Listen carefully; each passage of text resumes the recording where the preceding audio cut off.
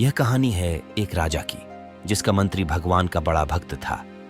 कोई भी बात होती तो वह यही कहता कि भगवान की बड़ी कृपा है। एक दिन राजा के बेटे की मृत्यु हो गई। मृत्यु का समाचार सुनते ही मंत्री बोल उठा, भगवान की बड़ी कृपा हो गई। यह बात राजा को बहुत बुरी लगी, पर वह शांत रहे। कुछ दिनों बाद राजा की पत्नी की भी मृत्यु हो गई। मंत्री फिर से वही शब्द बोला, भगवान की बड़ी कृपा हो गई। इस बार भी राजा को बहुत गुस्सा आया, मगर वह फिर चुप रहे।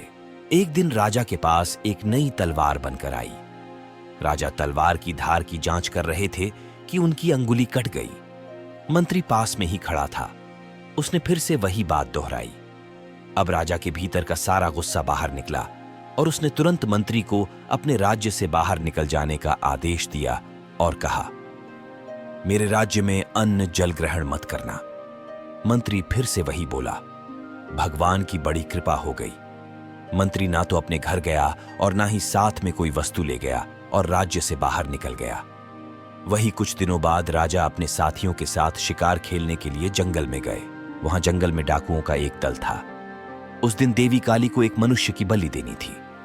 संयोग से डाकुओं ने राजा को देख लिया और उन्हें पकड़ कर ले गए।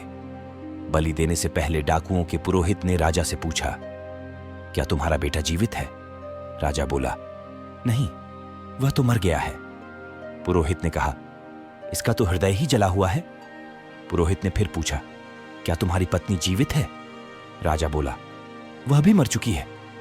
पुरोहित ने कहा कि यह तो आधे अंग का व्यक्ति है, अतः बलि देने योग्य ही नहीं है, परंतु हो सकता है कि यह मरने के भय से झूठ बोल रहा हो।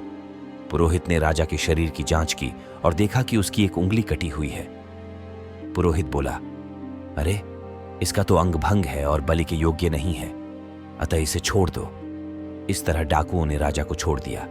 राजा ने नगर लौटते ही अपने आदमियों को आज्ञा दी कि हमारा मंत्री जहां भी हो उसको तुरंत वापस लाओ, क्योंकि राजा को उसकी बात समझ में आ गई थी कि जो कुछ भी होता है भले के लिए ही तो होता है।